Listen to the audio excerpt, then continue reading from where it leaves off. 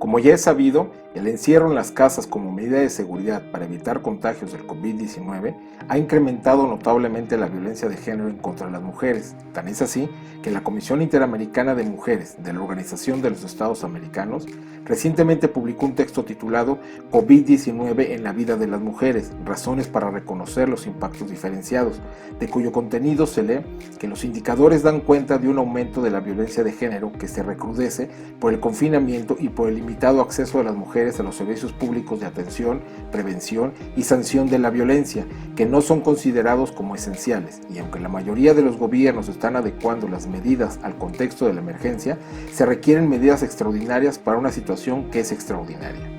Del capítulo denominado Violencia contra las mujeres y las niñas del propio documento, vale la pena tomar en consideración los aspectos siguientes. 1. El confinamiento obliga a las mujeres a estar encerradas con sus maltratadores. Al respecto, se establece que teniendo en cuenta que el hogar es el lugar más peligroso para las mujeres, el encierro hace que se incremente el riesgo de violencia contra ellas, en la medida en que aumenta el tiempo de convivencia. Se generan conflictos alrededor de cuestiones domésticas y familiares. La violencia se prolonga sin que sea interrumpida y se genera una percepción de seguridad e impunidad del agresor. Se agrega que resulta indispensable declarar las líneas de atención a la violencia, centros de orientación y atención psicológica, psicosocial y jurídica como servicios indispensables y reforzarlos. También realizar campañas informativas sobre prevención y atención de casos de violencia, garantizando que las denuncias serán atendidas y que las víctimas no están solas. 2. El encierro de niñas genera un aumento de la violencia sexual en su contra y mayores complicaciones para mantenerse en procesos de escolarización. Respecto a lo anterior, se dice que el confinamiento hace que las niñas estén más expuestas al abuso y la violencia, a lo que se adiciona el riesgo de abandono y exclusión escolar post-pandemia. Como medida preventiva, establece que los estados deben garantizar su seguridad y apoyo adicional para minimizar el aumento de los riesgos de violencia y de abandono escolar una vez termine el confinamiento. Concluye argumentando que las clases escolares en línea deben incluir información sobre recursos disponibles para denunciar casos de violencia. El equipo docente académico debe recibir preparación para atender estas situaciones e identificar situaciones de riesgo de violencia o de abandono y exclusión de forma remota. 3. Incremento de la violencia contra las mujeres y niñas en Internet, ciberviolencia. En relación con este apartado, en el documento se dispone que en este momento de emergencia y aislamiento, la tecnología constituye una herramienta fundamental de acceso a la información, a la educación, al trabajo e incluso facilita el acceso a los servicios para mujeres víctimas de violencia, pero también abre nuevos caminos a los perpetradores. Agrega que esto conlleva una mayor exposición de las víctimas a las redes y activa la red de los depredadores sexuales. Para hacer frente a esta problemática, recomiendan adoptar medidas de sensibilización para prevenir la ciberviolencia contra las mujeres y las niñas a través de la formación, el aprendizaje, la realización de campañas y el desarrollo comunitario para promover cambios de las actitudes y los comportamientos sociales. Asimismo, las salvaguardias de supervisar y mantener una infraestructura de Internet responsable y contar con prácticas de atención al usuario bien fundadas. Por último, las sanciones a través de las leyes, reglamentos y mecanismos de gobernanza para disuadir y o sancionar a los infractores de cometer esos delitos. 4. La denuncia se dificulta por razones de género.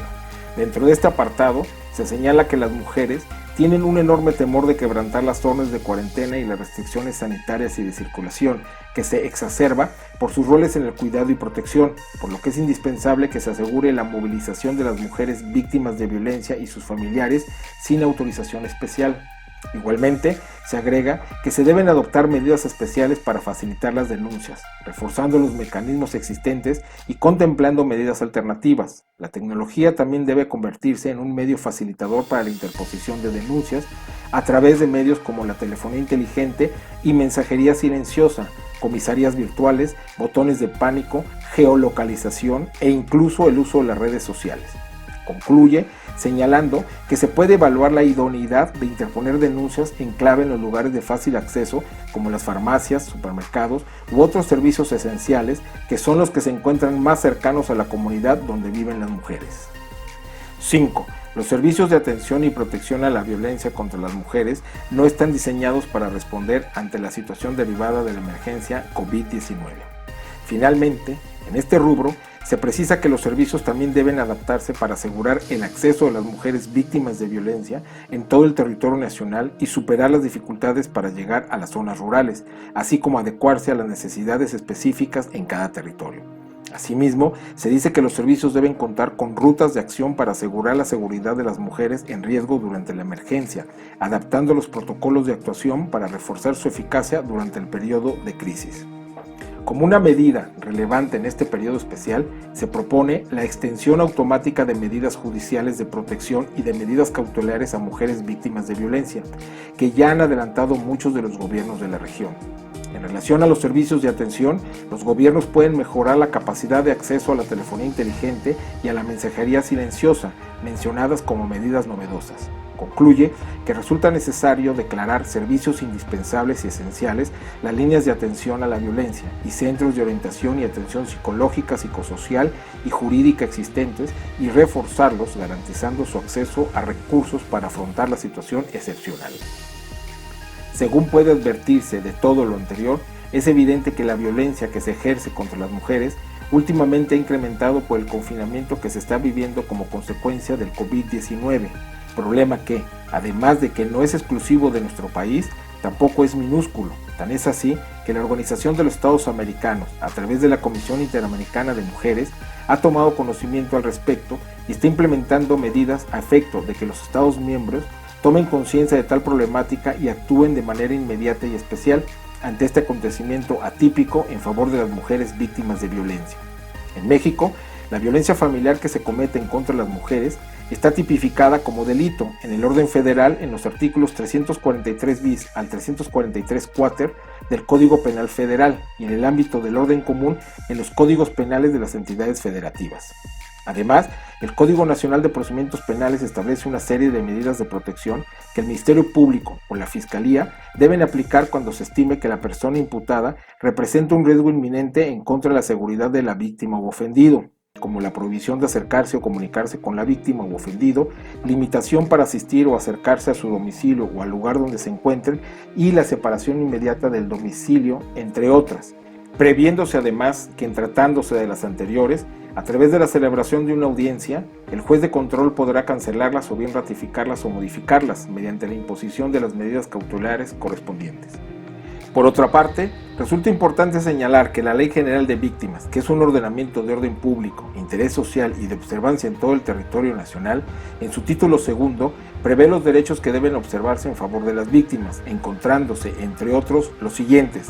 derechos de ayuda, asistencia y atención, derechos de acceso a la justicia, derechos en el proceso penal, derechos a la verdad y derecho a la reparación integral. Además, el propio ordenamiento legal, en su artículo 40, preceptúa que cuando la víctima se encuentre amenazada en su integridad personal o en su vida o existan razones fundadas para pensar que estos derechos están en riesgo, en razón del delito o de la violación de derechos humanos sufrida, las autoridades del orden federal, de las entidades federativas o municipales, de acuerdo con sus competencias y capacidades, adoptarán con carácter inmediato las medidas que sean necesarias para evitar que la víctima sufra alguna lesión o daño. En las relatadas circunstancias, solo cabe hacer una reflexión en torno a qué están haciendo nuestras autoridades federales, estatales y municipales para afrontar esta problemática y evitar con ello el incremento de la violencia contra las mujeres en los hogares. ¿Qué medidas especiales se están implementando en esta época de confinamiento a efecto de hacer del conocimiento de este sector vulnerable que los derechos que les asisten como víctimas de este delito se encuentran vigentes en estos tiempos difíciles de guardia y que en virtud de ello están en aptitud de acudir ante las autoridades competentes e interponer la denuncia correspondiente? Ahora, le pregunto a usted, ¿qué puede hacer al respecto?